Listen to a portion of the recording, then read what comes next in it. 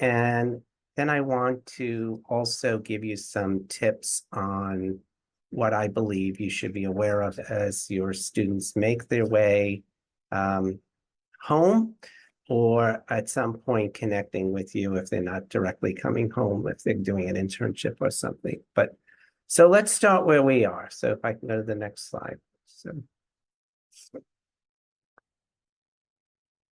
all right, and the next one, please. So here's where we are. Today is officially the last instruction day of the term. It's the last day of classes. You can feel the energy. You can feel the worry, and you can feel the anxiety. All of those things coexist at this point in the semester when we are so close to the end, yet there's one critical time that needs to happen, and that's finals, right? As students just, get ready for that. So today will be the last instructional day. Tomorrow will be a reading day, and it's just a day to pause to get students prepared to start taking their exams. And then our exams go from April 24th until May 1, depending on, your student's schedule, how many exams that they have. And then May 1st is the official ending of the semester. And May 2nd will be commencement. And then May 6th is when grades would be available to students to check online. Okay.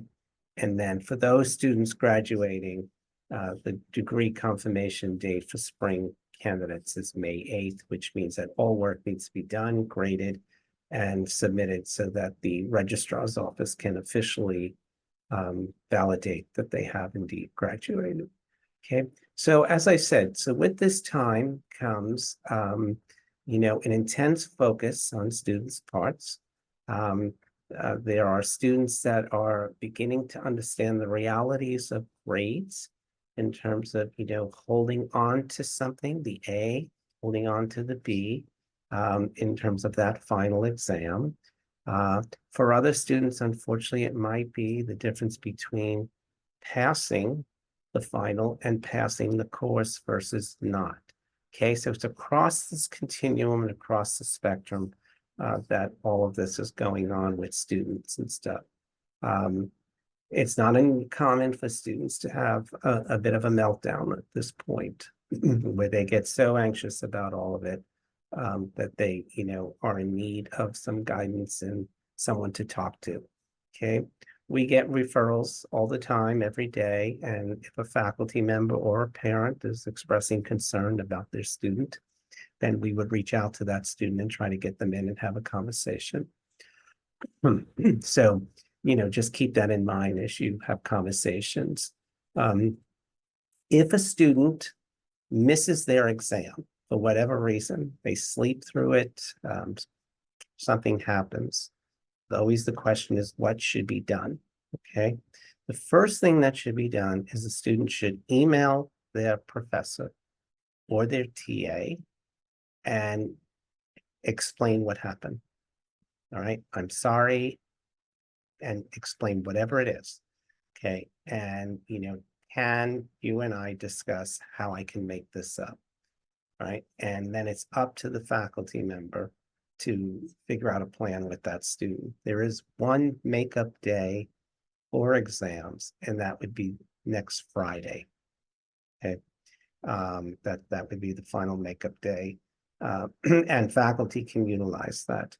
All right, so it is not uncommon for students to come running through the doors of the dean's office saying, I confused my exams. I thought my linear algebra test was today. It was actually yesterday. Or I slept through. I was up late studying and I fell asleep and I slept through my exam. Okay. So, we're ready for those when they come in, and we will work with the student and with the faculty member to try and problem solve and resolve it. Okay.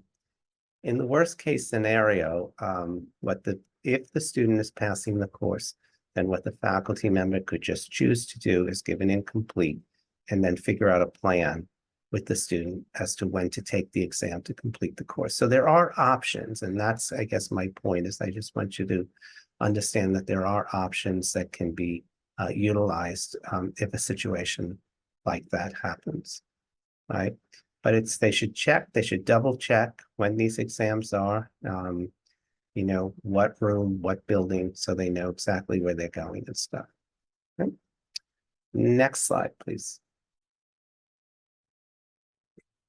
So as I said, the spring term is a semester of when we pause, usually in the month of April, and basically what we do is say thank you.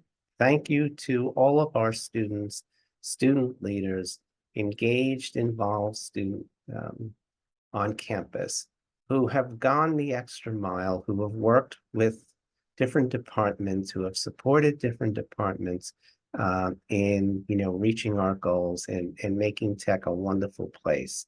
And so one of our big celebrations is Up with the White and Gold is our leadership banquet. And many awards are given out at that point. And it is a very, very wonderful evening. And we really do appreciate the fact that we can say thank you for, you know, making tech a better place. Next slide. Last Thursday and Friday, I attended two banquets. I attend many banquets actually in April, but I attended two for SGA. On Thursday was the undergraduate banquet, and then on Friday was the graduate Student Government Association banquet. Okay, again, this is a time for us to pause and say thank you to the many students who have, you know, worked with student government, partnered with the administration, worked on key student life issues, served on committees, served on search committees for different positions within the institute, served on task forces and stuff. Our students do a tremendous amount, and student government is a driving force in terms of really keeping the administration informed as to what students think about different issues and getting their input and stuff. So we had two wonderful banquets, and also student government also awards different awards that they decide in terms of their own internal group. And also they choose administrator of the year, they choose faculty of the year. All of these awards are nominated by the students. And so we invite those faculty and administrators to come to the banquet and be acknowledged and receive their award. So next slide, please. And then finally, you know, we end the term with commencement.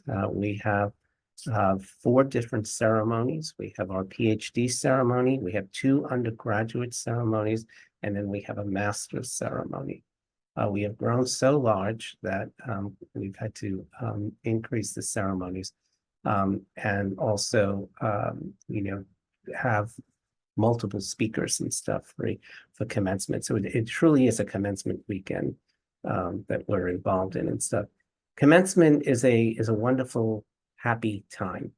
And it's when we all really want to celebrate the years of hard work that our students have been engaged in and all the success that they have accomplished and all of the kind of potential that they will have as they enter the world or enter medical school, law school, graduate school, whatever they're going to do, and be out there and continue to make Georgia Tech proud. And so it's a great day and days, and I love being a part of it and watching our students cross the stage and shake the president's hand and look out and see all the smiling faces of families and stuff. As we always say, Georgia Tech is not an easy place. This is a challenging place. And for a student to have made it to the finish line, there should be tremendous pride in that as a family and as a student. And you should celebrate that in whatever way is appropriate. So next slide, please. All right, so we're going to pause on questions. And what I really want to do now is just to kind of go over some thoughts here. All right, so as we end the semester, I want you to kind of maybe think about the mindset that your student comes home with. Okay, they've been potentially separated from you for a whole academic year and stuff. And I think as parents, what we tend to do is we ask lots of questions. How'd it go? How was it? How were your grades? What did you get involved in? What you like? Those kinds of things. Who did you meet? And what I want to just say is, I want you to get in the mindset of students. So when I talk to students and, they're telling me kind of their mindset, this is what they're saying to me, is that I'm still trying to figure it all out. Okay, it was a whirlwind, especially if they're first year students, just completing that first year. It was a whirlwind of a year. So much has happened, so many things, so many new opportunities. I met so many people and stuff. I was engaged academically, I was engaged socially. So I'm still trying to just figure it out. Okay, so keep that in mind because they may not exactly have the answers right now. They need time to think about it. Okay. The other thing is that in terms of coming back into your home and stuff, and folding back into the family schedule, you need to be ready for. I've had my own routine.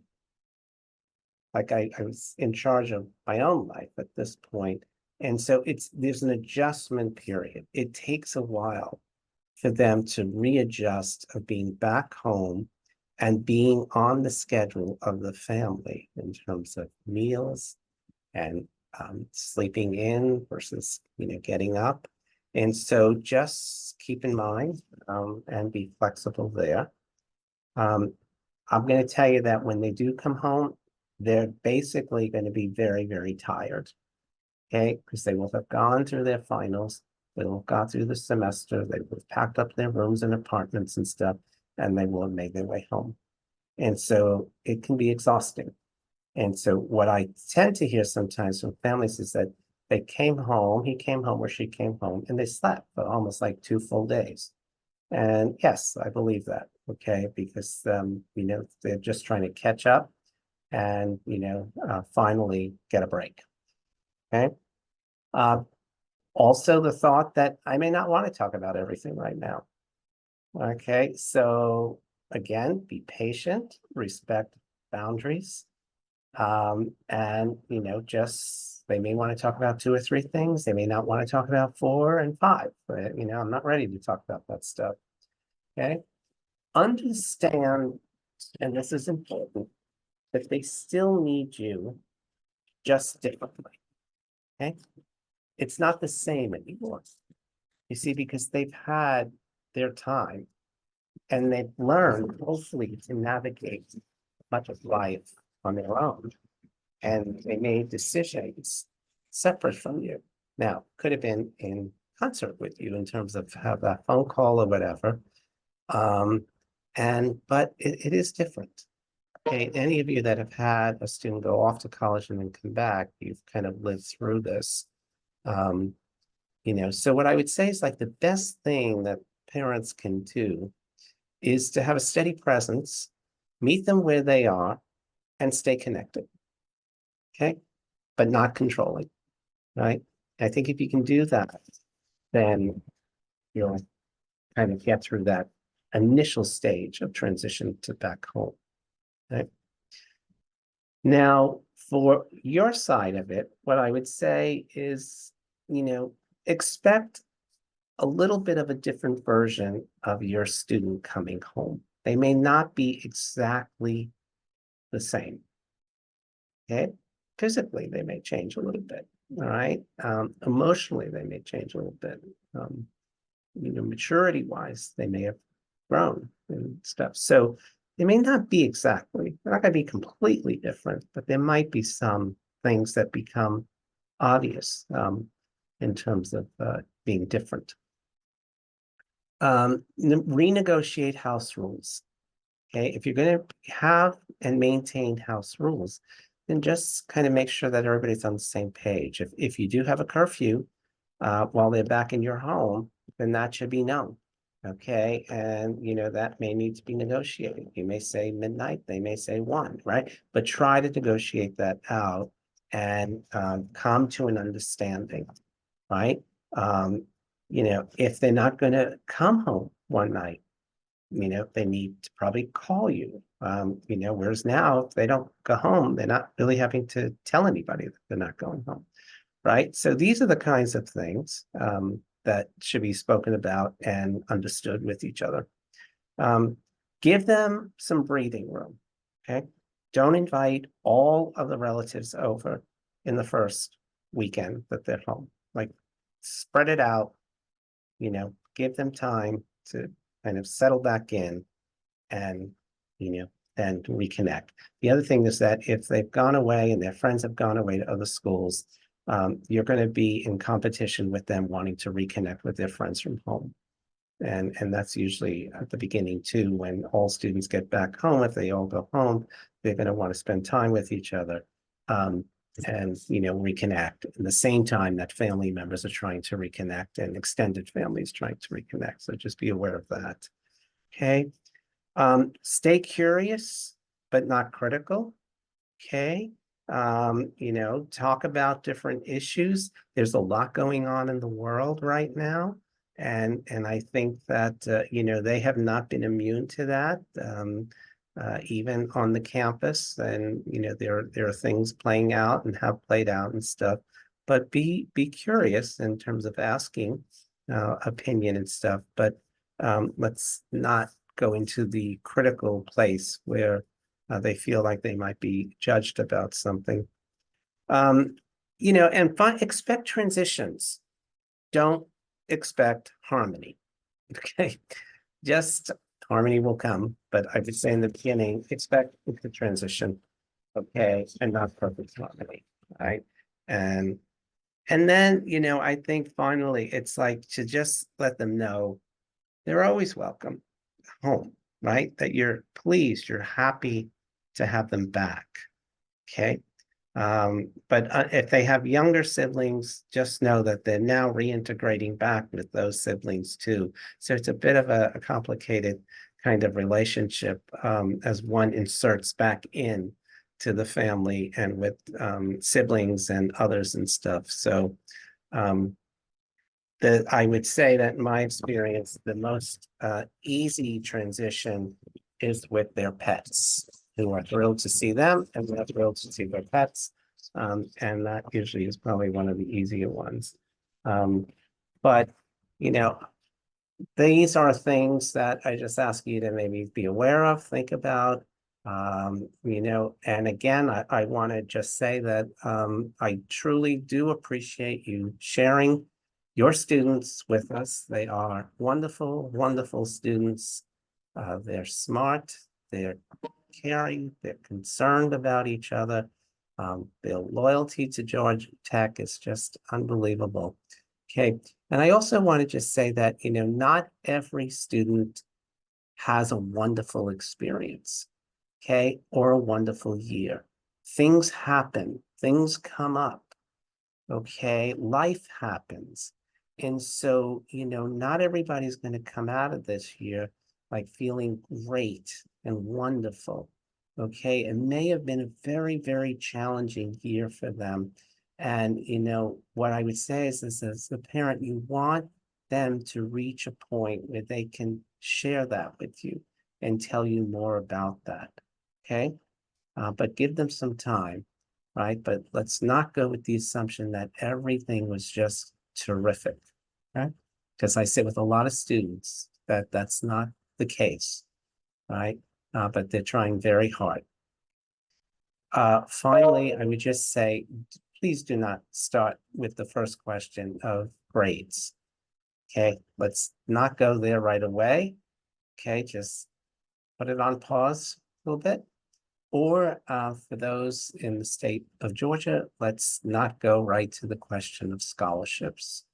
Okay, because that's lays heavy on their mind and they're always worried about the potential of losing the Zell or Hope scholarship. I received an email this morning from a student who said, it really depends on one final if I'm going to be able to maintain my scholarship, and is very, very worried about this in terms of just falling short, losing that scholarship, and then the implications for him and his family as far as paying tuition and stuff. So again, just, I think those are important pieces, but let's not make sure that that's the first thing that we talk about, unless, of course, they introduce it as one of the first things they want to talk about. So I think I'm going to stop there, and I think I'm open to any question or any reaction that you might have. We can spend some time talking. Great. We already have one person in the chat that said wonderful tips, and thank you. Right. Hope it's helpful. Yeah, I concur. Anybody else have any questions that we can ask at this time? We have one just popped in. Who can attend the banquets that you mentioned? The banquets usually are for students who have been involved. Faculty, some faculty are invited. Administrative staff that student organizations have worked with. Now, on special occasions, if a student is receiving a special award or whatever, then we would invite the family and the parent to come also. And we do have parents that do come, more local than, but yes. Great. Any other questions at this time? Y'all are a quiet bunch today.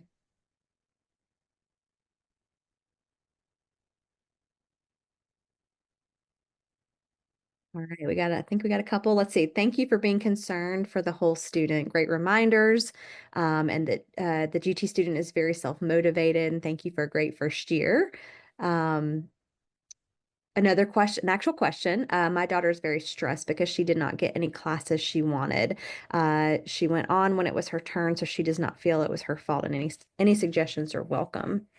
Yeah. And look, a very fascinating statement, the way it's written there and what your daughter said to you. It was not her fault, right? I think that's right away the reaction to think like I did something, potentially did something wrong. And I want you to know I didn't do something wrong. I went on during the time that I was supposed to. What I'll say is that phase one orientation is more challenging, okay, because everybody's just locked in and choosing what they want. As when we open into phase two, things are much more fluid, and there'll be a lot of movement. So I would suggest that she, sit with the schedule she has until we get into phase two, and then just continue to try and get the courses that she wants. And she should also really go and even connect virtually with her academic advisor to get some guidance on that. Right. Another question, when do meal plans expire? My student leaves on May 2nd. Will they be able to access the dining hall on May 2nd? I know that we have a post in the Hive about this, so it's not fresh on my mind, but if you guys go and look there, Dean said, I don't know if you know off the top of your I head. do think that the last day is May 2nd. I believe as well, but I believe they can Yes. eat all that day of May Right. 2nd. Yeah. And then let's see, we are having the same registration stress both for summer and fall, 40 plus on wait list, no open spots, digital classes in summer still closed. It adds so much stress. Required classes not available, less spots for next session when everyone in her current class needs to go on. So I think you answered that already. Yeah, again, I'm going to suggest that a kind of conversation with the academic advisor and a continuing kind of going back to the site when phase two opens during, for summer and then for fall.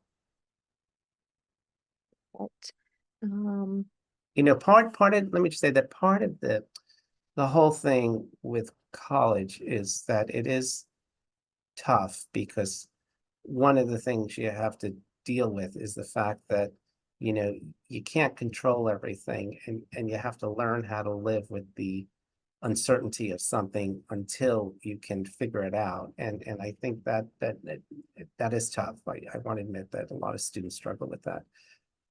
I just saw that somebody did clarify that the last is May 1 for the dining, so that would be Thursday is the last one.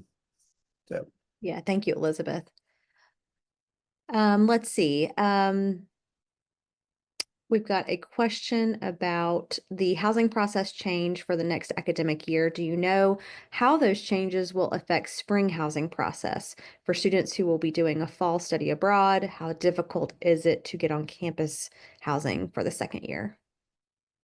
there will be a time where they will put a notification out in terms of, applying for that housing for spring as they return from study abroad. My biggest thing with that is tell them to make sure they keep checking the website to see when that date is so that they can go in and apply for housing. It's hard to predict, you see, because we don't know how many students who are going to be living in housing in the fall, one, will go on to study abroad for spring semester, will graduate, and will leave for other reasons, internships or whatever. So the spring is usually a lot more availability than fall. Fall is always much harder to get housing than it is for spring semester. All right. When should students be planning their course selections for next semester? My son is a second year ME student. For fall term is the question. For fall? It says for next semester, so I assume fall. Well, now, I mean, Yep. your son should have received an email giving him a time ticket as to when he was supposed to go in and register for his classes. And he could register for summer if he's choosing to take summer classes, or fall, or both.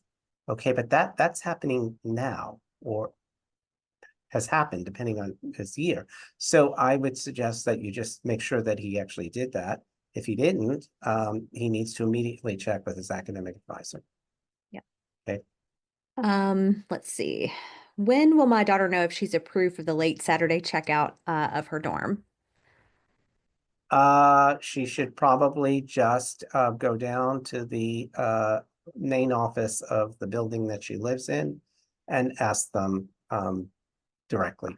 Okay. I wouldn't wait for someone to get back. I would just be proactive and go down and ask the question. Yeah, I think whether it's that, the hall director, the RA, like get in Right. touch with somebody. Somebody. Let's see. Is there a way to change academic advisors as my daughter does not feel her academic advisor is helpful? Some departments have multiple advisors. And so, yes, you could ask if you could be transferred to another advisor. Okay. That is, yes, that option does exist. See, You this is my know, last. but the other thing I want to suggest is that, the Office of Undergraduate Education also has more generic advisors. They're called exploratory advisors. And, she might even just want to have a conversation with one of those advisors to see if she feels like she gets, the information and the advice that she really is looking for if she can't get it from her specific major advisor. Perfect. And I think the last two things so far are not questions, just praise. Really appreciated the talks. And thank you to Parent Family Programs for keeping us up to date with the Yellow Jacket Hive. And then a special shout out. This is my last term to have a GT student. Thank you, Dean Stein, for your steady presence, caring heart, and wisdom through the last 7 years. GT students and parents are lucky to have you. Well, thank you very much. Appreciate that. And it is a wonderful place with wonderful people. And we appreciate all that you do in supporting your students and supporting the Institute.